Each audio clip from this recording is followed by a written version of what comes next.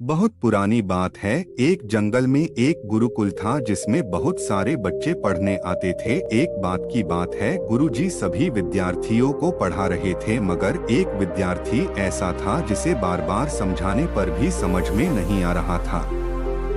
गुरुजी को बहुत तेज से गुस्सा आया और उन्होंने उस विद्यार्थी से कहा, जरा अपनी हथेली तो दिखाओ बेटा।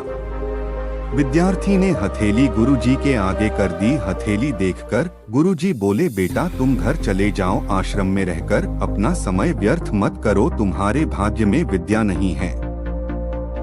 शिष्य ने पूछा, क्यों गुरुजी?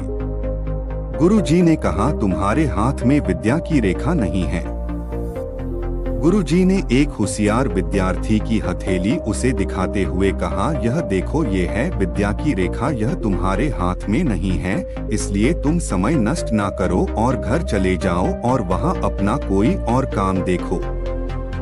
यह सुनने के बाद उस विद्यार्थी ने अपने जेब से एक चाकू निकाला जिसका प्रयोग वह रोज सुबह अपनी दातुन काटने के लिए करता था। उस चाकू से उसने अपनी हाथ में एक गहरी लकीर बना दी। हाथ में खून बहने लगा। तब वह गुरुजी से बोला, मैंने अपने हाथ में विद्या की रेखा बना ली है गुरुजी। यह देखकर गुरुजी द्रवित हो गए और उन्होंने उस विद्यार्थी को गले से लगा लिया। गुरुजी बोले, बेटा तुम्हें विद्या सीखने से कोई ताकत नहीं रोक सकती है। दृढ़ निश्चय और परिश्रम हाथ की रेखाओं को ही बदल देती है। दोस्तों, वह विद्यार्थी आगे चलकर महर्षि पाणिनि के नाम से प्रसिद्ध हुए, जिसने विश्व प्रसिद्ध व्याकरण अष्टाध्यायी की रचना की है। इतनी सदियां बीत जाने के बाद भी आज 2700 वर्षों बाद भी विश्व की किसी भी भाषा में ऐसा उत्कृष्ट और पूर्ण व्याख्या का ग्रंथ अब तक नहीं बना।